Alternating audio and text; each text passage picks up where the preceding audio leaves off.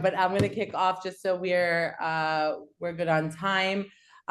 So first of all, I'm super excited to be here. My name is Tamar Sassan, and I head the customer success team at Onfire. And I'm joined by Tal Peretz, who is our CEO and one of our co-founders, Amber Seals as well. But they're from Spectral Cloud. Amber is the Global Director of Business Development. And Kenny leads as a senior manager of business development at Achilles, a cyber company. And so we're going to kick off with Tal, who will kind of give a bit of his background, as well as what we do at Onfire and how it helps to sell into technical buyers and to build pipeline. And then Amber and Kenny, who are valued customers of ours, will also kind of share some of their key lessons and best practices on working with AI technologies similar to Onfire, and things that they might share on how to best work with us. And so we're going to kick off the first 20 minutes with Tal. We'll then have a short break for any questions, and then transition over to Amber and Kenny. So Tal, I will now turn it to you. 100%. Thank you, Tamar. Hi, guys. What's up? Nice meeting you all. So as Tamar mentioned, I'm Tal, the co-founder CEO of Onfire. And basically what I want to walk you through today is that I truly believe that engineers are from Mars and sales reps are from Venus, and how we can basically connect them both. So starting about myself, I've been an engineer my entire career, and in this last position, transformed into sales, I've been in the buyer side, and I'm giving my thoughts and lessons from that point of view. Basically, build and bad technical software as an ICs as leader. And today at Onfire, what I'm gonna walk you through today, basically build on top of 250 companies, specifically in the software infrastructure space that we have been engaged with in the last couple of years. And we found some key lessons from the best of the best and how they basically build pipeline and engaging with the technical personas. I think it's all start with that developers and engineers, they ignore sales calls unless it's actually that something that they're looking for to solve right now. And I think this is going to be the main theme about what I'm going to be discussing today. So starting with the first lesson, this is kind of my personal experience of purchasing Datadog. Datadog is an observability solution, mainly for DevOps companies. And it kind of looks like this. It all started at one of the BDRs at Datadog sent me a generic email to me as a CTO, and I've been basically dismissed it and deleted the email right away. At the same time, we had some business challenge in the engineering department, and we're looking into a solution to solve that. So my DevOps leader basically started exploring through various communities on Slack or Stack Overflow, for example, and looking for solutions. And at the same time, the developer relation from Datadog DM my DevOps leader and basically provided some help and guidance. We started to do some trial on the development environment, which was pretty great. And then I got the same generic email from the BDR, but right now I have more sense of urgency, so I booked a meeting. The last piece was that our DevOps basically presents the options to me to take a decision on the specific vendor. And at the same time, I've been in the demo with the AE, and they asked me, "Are you familiar with Datadog?" And I think it's kind of like resonating of what we've seen from a couple of organizations in the space is that they basically spilled up to three main pillars. One, we have the DevRel organization, which is mainly to do some education and support, but are they connected to any revenue metric? And then we're looking into demand gen, the BDR teams. They're here to create more pipeline. But have they have all the concepts that they need? And last but not least, we have the AEs that basically here to run the demos and close the deals. But did they forget who is the actual decision makers? which will be the DevOps leaders in that sense, and I will be just the one that will be the economic buyer in that sense. And I think those separate silos basically lead to revenue leaks. And this is basically the main lesson that we're seeing. And the best of the best doing something else. So once we dive a little bit deeper with Datadog, so we understand that they're doing today something so completely different. It's starting with what we see like buyer-led context. Basically providing a specific owner to specific stage of the funnel to make sure that once we need to be educated and understand better the product, it will be on the developer relations side of it. When we see there is some intent and starting off evaluation, the BDR and the engine kicks in, and we're trying to get out and reach out to the specific buyers. So to make them aware that something is happening and we're here to help. And then once we have enough, let's say, evaluation and we're starting the decision phase, the account executives land in, they building up the business case. And this is the time where we can actually take a decision and make sure that all these silos work through the specific result we want to find at the end. And you can see Kevin here from Datadog that basically orchestrate this an entire flow. So that will be lesson number 1. Lesson number 2 is coming from a company called Neo4j, which are a graph database. And they're right now around 150 million in ARR. And the way it started is they have a ton of what we call open source and developer, I want to say network that they can jump into the go-to-market sites. And if we're looking into the 2 pillars again, if we're looking into discovery phase, so from the engineering standpoint, we're going to be seeing them starting some GitHub repository or reading some documentation about the product. From the go-to-market angle, we're looking into, and if they visit the website, once we move into evaluation stage, we will see that they're starting asking some questions around our community, or they install their open source. From the go-to-market perspective, they will be attending a webinar or join a newsletter, because this is right now something that they're evaluating right on the spot.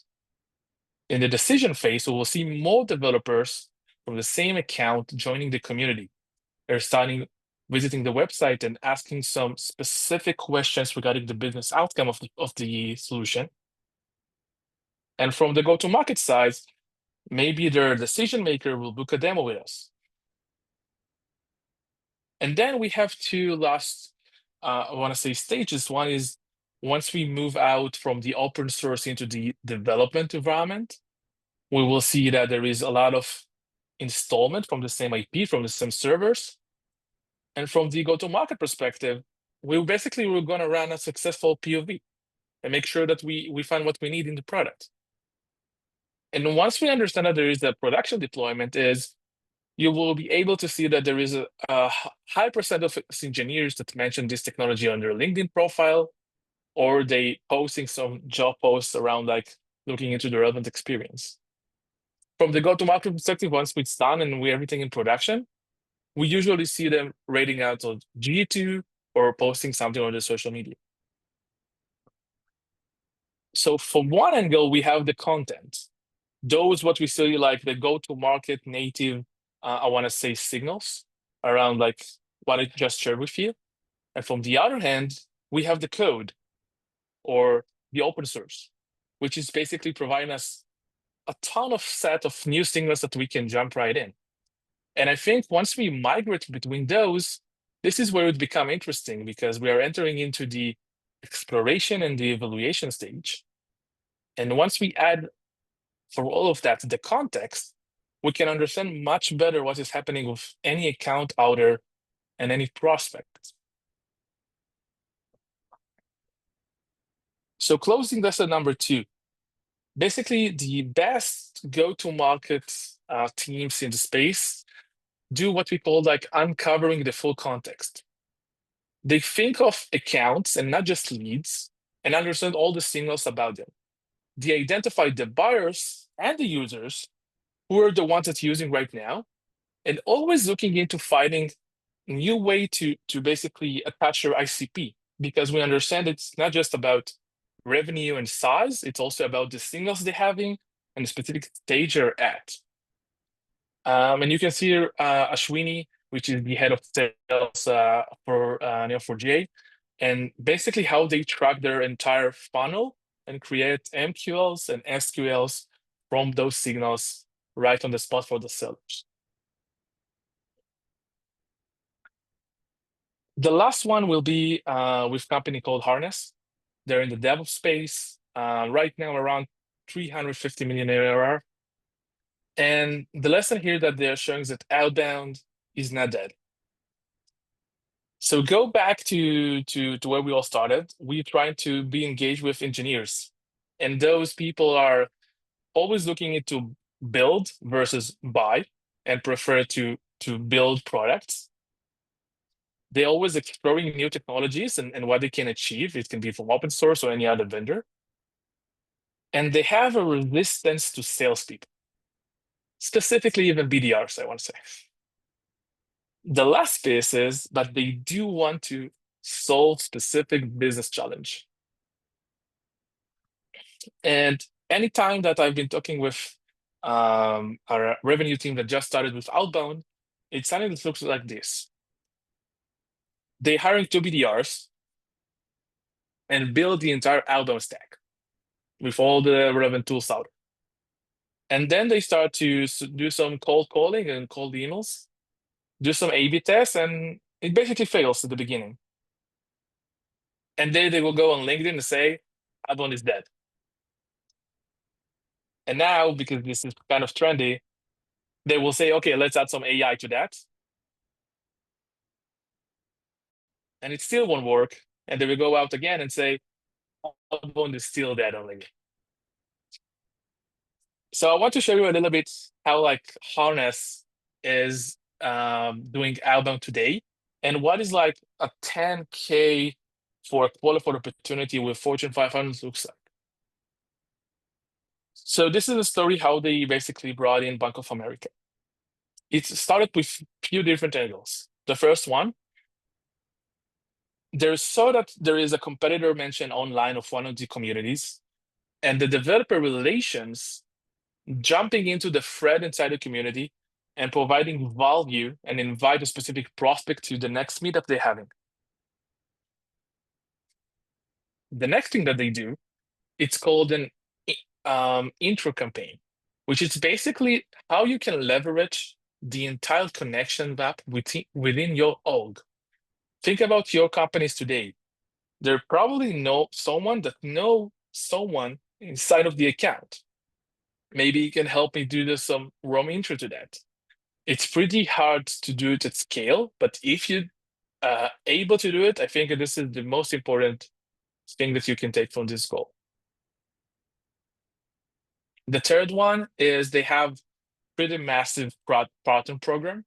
So they are looking into identify who can be the potential partner around the different departments in Bank of America.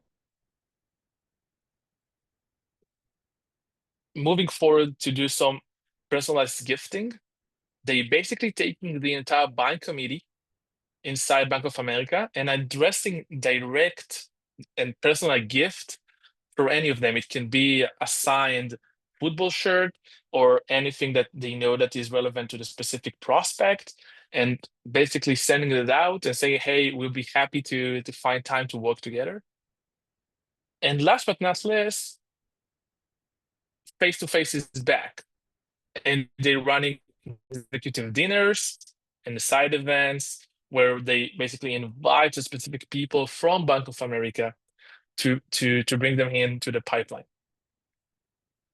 So I think like when we look at lesson number 3 is that Outbound is not dead.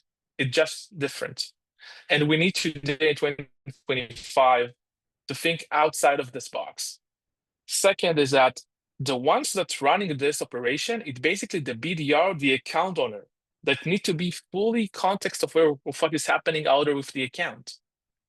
And just to give us all a reminder, this is probably still the lowest CAC channel, like the cost of acquisition in outbound is still super low if we're aiming to this blue chip account that's gonna be around 7 figures multi-year contract that we want to bring in. And you can see our Kyle here, which is an RVP of sales and harness, that's basically sharing the context of outbound.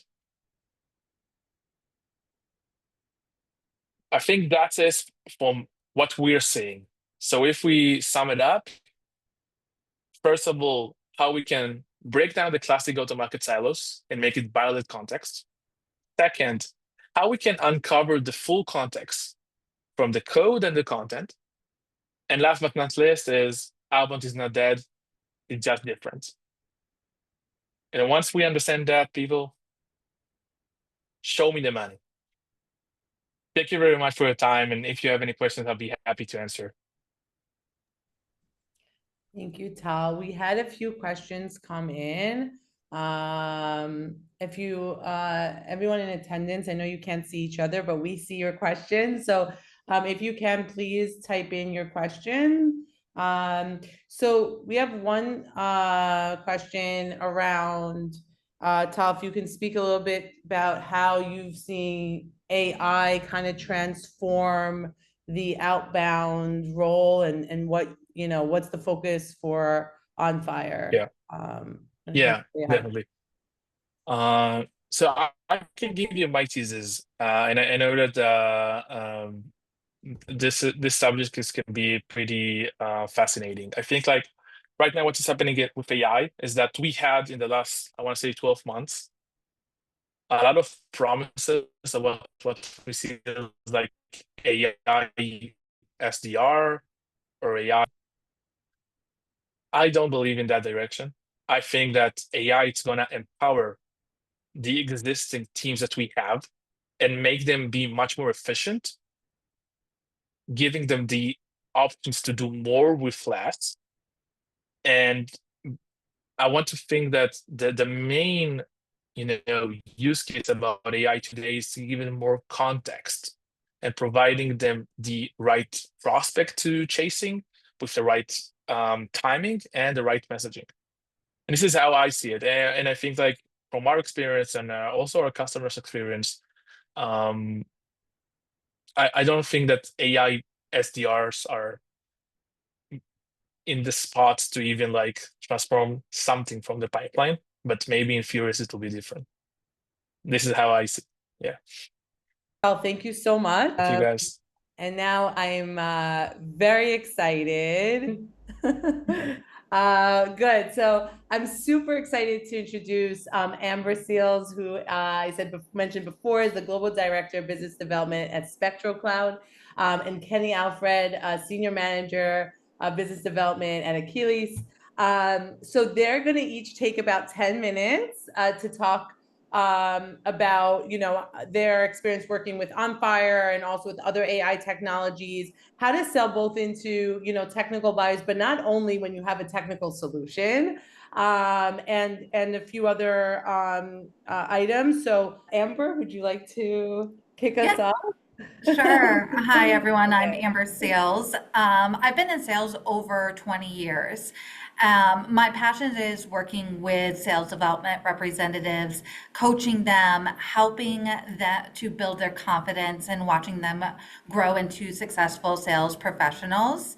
And here at Spectral Cloud, our mission is to make Kubernetes easier to manage at scale. So our Palette platform gives enterprises the flexibility to run Kubernetes where they need it in any data center, public cloud, or at the edge.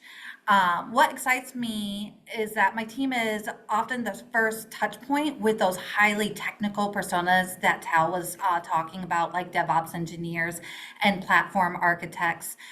We're not just making introductions, we're setting the tone, we're trying to build trust, credibility, and have those meaningful conversations about their pain points and the outcomes that they're wanting to achieve. So with Onfire, we have been able to actually find the people who are looking for solutions like ours and come in and actually have those deep conversations. Great. This one question that I know we spoke about kind of earlier that I think people here would like to hear more of is like around how you build trust with decision makers, and also like how important today is content when you're doing outreach, and if you could speak a bit about that. Yeah, I coach my team to start with empathy and curiosity. Technical buyers don't want to pitch. They want someone who understands their world, as much as a salesperson can understand their world. We focus on asking layered discovery questions, not just about the discovery or about the technology, more about their challenging day-to-day operations. What is keeping them up at night? Speaking their language and showing genuine interest will earn more respect in the long run. And before I ask the crowd if they have any questions, if you can, you don't have to answer now, but what is one feature that you really enjoy with Onfire? And then I'll also ask if you could have any other feature with Onfire, what would it be? Yeah, so the one feature I absolutely love are those intent signals that show those Reddit posts that is asking, hey, we're having an issue with a YAML, and spending all my days dealing with that.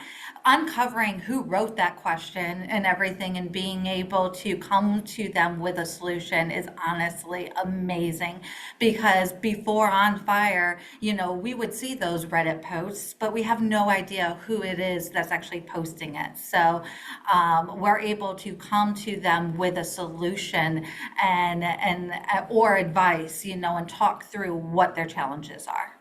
And honestly, features, it just, you guys have been amazing working with us. So there's not really a feature that I can think of at this time, unless you can bring me the decision maker like today who has the buying power, that would be amazing. It's on the roadmap. Don't worry. Yeah, Tal delivers, so maybe we'll maybe that might show up at your doorstep. Okay, so one question here, when you say intent signals, like what exactly do you do when you identify, sorry, I'm just reading through, when you identify the pain? I have another question here from Micha. I'm sorry, I don't see the companies they work for. And also, how do you measure, another question, Onfire's success? Yep. So what I'm able to do is we have a Slack channel, and every morning we get feeds of, hey, this is an alert that might have significant interest for you and your team based off of the criteria that I have provided Tel and Onfire, that have to do with Kubernetes, or that have to do with day 2 operations, or if there's a specific competitor that we're looking for. So my team will go and see that post and see if that is a company we want to target, see what was written, and then we go and we actually do a little research. That's a great thing about this, is you're given the information, and I've seen other AI SDR products out there. You still need that human touch, and you still need to evaluate, is this information right for your company? So that's what I like. It does not replace that human element. So yeah, once we uncover that information, my team then goes and we customize a message to that person. We pick up the phone and actually call them and try to actually have a conversation with them. Fantastic. Onfire's success, like just how you I mean, we have opened a lot of opportunities due to Onfire. So we would have never been able to open up those opportunities in Salesforce if it wasn't for those signals that Onfire has provided us with. So I definitely would say in the short term that we have used Onfire, it's been very successful. Fantastic. And thank you for this. Unless there's any other questions, I will turn it over to Kenny, Alfred from Achilles. Kenny. Yeah, appreciate it. Phil, I have to say, point 3 especially got me fired up in a good way, and hopefully everyone can hear me all right. Had a little dog barking in the background, which is the world we live in, I guess. But that sentiment that Outbound is dead is obviously untrue. I mean, we know that. So really quickly, I'm Kenny Alfred. I'm the business development manager here at Aquila. I have the privilege of working with a small but mighty team at this point, running enterprise outreach to really Fortune 50, Fortune 100 companies, and others, of course, to do strategic outreach and really pointed, targeted outreach with a highly technical product. And it's a really exciting time to be doing that. So we are the world's first unified secrets and machine identity platform. We're a cloud-native SaaS platform built from the ground up to secure the entire life cycle of machine identities, credentials, certificates, and keys. So that can mean a lot of things. If you want to learn more, reach out to me. I know that's not why we're here today, but that's the quick and dirty. That is me. So I can talk a lot about what we're here for, but Tamara, curious what you're curious about.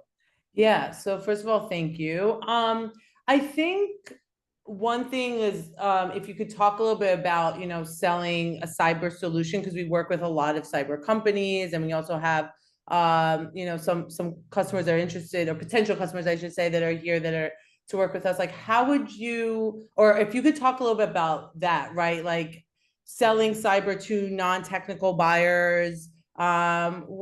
What are some of the things that you come across? How does Onfire, other AI technologies help you to navigate that? That would be great to hear more about. Sure. Yeah. So one of the biggest pieces that we run into, especially being in such emerging tech and having a deeply technical product, is what we'll refer to, and I know it's a common term, but the no shiny ball rule. So if we get excited about what we're selling, and then we start to talk about what we're excited about, and we can forget to listen. So with intent signals and with information, and similarly to what Amber had mentioned before, the most important thing we can do is to listen twice to speak once. So if we understand what people really are interested in and what people really have genuine pain focused on, then we can drive towards true intent.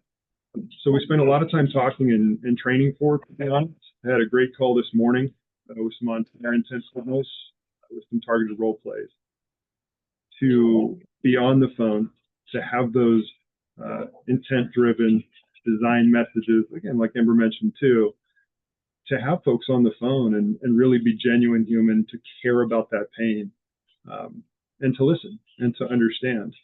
Because if we talk about what we've developed and what we're about and what we're so invested in, which is great, then we can miss the true pain, and we can overtalk other folks, and we can overtalk with highly technical language that may not be appropriate for a situation. So I think that's the biggie for both non-technical and technical people, because we don't know until we communicate. Right. And if you had to boil it down to one principle, what motto has helped you win accounts by selling to technical personas, if you will? Sure. Yeah, and I'm only laughing because if my folks are able to be on the call, I'm not sure if they were or not. I know we had some things going on this morning. Big philosophy person. So there's a lot of mottos. There's a lot of things that come up. Consistency, curiosity, and active listening are huge, but that consistency piece. I think if I bring up asynchronous learning, right now, there is so much content available.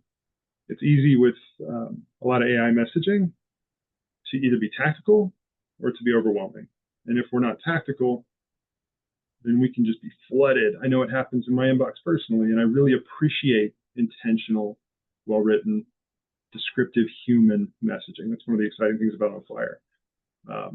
To be able to have connective language to meet people where they're at with that pain point, right? So with those drivers, if we can communicate, if we can figure out what the asynchronous drivers are, what people are learning about our product suite, what people are actually feeling pain for, and then to say, hey, I noticed this on your LinkedIn. We also noticed this when we talked at this event. It's been a couple of weeks. It sounds like this is still an issue. Does that resonate? Is that something interesting to you? consistency, curiosity, and of course, the will to grow and the will to learn all tie together to be critical. So that's how I distill it in probably way too many words. So there you go. And someone just asked, hold on, I'm just reading this. You mentioned descriptive messaging. How does Onfire help you with that? And what do you do once you find the message that you want? Yeah, appreciate that question a lot. It is one of the most important things we can do right now. So Amber, and I don't mean to call you out, Amber, hope it doesn't feel that way, but I've really appreciated working together on this and meeting you a little bit. The descriptive language in posts and information, in the prospecting process, where anything better than guessing to meet someone where they're at is huge. So if you actually have some content drivers and somebody's saying, hey, I'm really frustrated about X, Y, and Z. There we go. We're building an understanding of what culture may look like, what content may look like, what pain may look like within an organization. Using that may be the wrong way to put it. More importantly, building messaging around what may help someone is more fundamental. So taking language from those intent signals and building messaging around that to be consultative and to have that mindset of curiosity and consultative interaction is really what I'm saying. So building quick, punchy messaging to say, hey, I'm hearing this, I'm noticing this, and building culture of thought around that is huge. And then I know Michal, who I believe is with on your team or works with you, asked a good question before around, how do you measure success with Onfire? So I will ask you that as well, Kenny. What does success with Onfire look like, and what are you already seeing, and what do you hope to continue to see?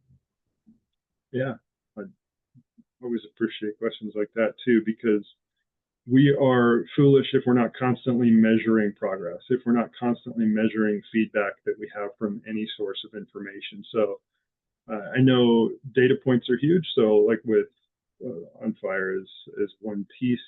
Being able to have, I'd say, data enrichment on one hand, I'll speak to that. How are we connecting with folks? How are we actually breaking through? If that messaging of outbound is dead isn't true, and I put that out as a hypothesis, I better be testing my hypothesis. And in that method, all right, maybe we were able to reach people through the phone. Maybe we're able to reach people through a different set of enriched data. So measuring that, building feedback, different A/B testing. Last question, I guess this is for Amber, Ta'al, Kenny.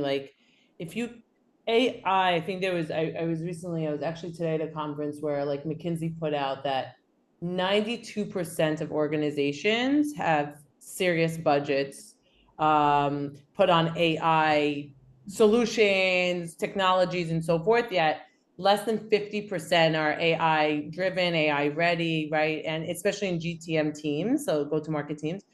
Can you speak a bit about, your companies or your mindset around kind of AI and how, how it needs to be brought in order to kind of move the needle, and anything that is kind of top of mind too when it comes to AI solutions? I know that there's a lot of fear, right, around replacing jobs, for example, and all that, but in reality, it actually can create even more opportunities when you know how to leverage AI. I think that's what a lot of people, just use this term and they don't understand, right? So how do we get, or how are you looking to empower your teams and your organizations to leverage AI solutions, for the rest of this year and going into 2026? Yeah, I'll go with that. So it's a big initiative in my company to use AI, especially since we help with AI as a company. So it actually comes from the board down. They're wanting to know what my team is doing when it comes to AI. They want to make sure that we are using effective tools that will help make my team more successful. I know you mentioned a lot of people are worried that AI will replace individuals, but I think it only helps us. I don't think that you truly can replace an SDR. That you have to have that human element. I have seen, I've actually worked for a company that did go to AI SDRs, and then now they're hiring back SDRs. Right. So, it's actually funny to see. But if you have tools like Onfire that actually helps assist you in your day-to-day actions, it's only going to make your employees better. You know, my thesis and what I think that is happening is that we've seen a wave of AI tools specifically in go-to-market that promise, things through the roof and then basically a leg behind the hype. And I think like the main promise was around like building this automation that will include precision. But I truly think that the next generation of AI solutions, specifically in go-to-market, will be verticalized. And we will start with data first, because once you understand the context, you can leverage data from the public web, for example, and from the proprietary data of the company itself. And this is where the true magic will happen. And I think like, in any call that I have with investors or colleagues out there, I think like the next wave of AI solution will be verticalized, because this is the only way to bring value to the table. And I think if you look into the MIT study that you mentioned, most of them was around like generic AI capabilities that need to deliver something and failed. So the ones that will start with the data and will be verticalized with the context, I think those will win and provide significant value to users. And this is what we're trying to build from the first days at Onfire right now. Anything you want to add? I can be pretty concise with this one, believe it or not. I'll say, hopefully, things build consistently in an orchestral way. Everything in concert, not just solos, which I think we've seen attempted, like folks have mentioned. Keep it in concert. These are tools. Yeah, Helpful tools. Absolutely. And I'll just say again that like, I think things that could help drive this, and I know that Amber and Kenny, you're doing it, and a few, we have other customers that are here as well that I see are doing it. It's excellent. It's like, designating, if you will, AI champions or, right, to champion the tools that they're bringing in. And I think that that's really fantastic, because it gets this kind of effect of the FOMO effect, if you will. Like if they're doing it, I want to do it. And it brings this culture of using and leveraging AI, not just talking about it. So I want to commend all you on that, both. And unless there's anyone else want to ask anything, I'm just looking at our chat quickly. You've all been fantastic and asked and been participating throughout. So we're just about have to end, but anything else, Amber, Kenny, Tal, you want to add or ask or share? And if not, we can close things out. No, it was amazing. Thanks, Tamar. Thanks, Amber. Thank Kenny. And of course, thanks to the audience. Fantastic. Good. We'll do more of these. Thank you, everyone, so much. Thank Have you. a great day, guys. Bye. Bye-bye. Thanks, y'all. Okay, thank you.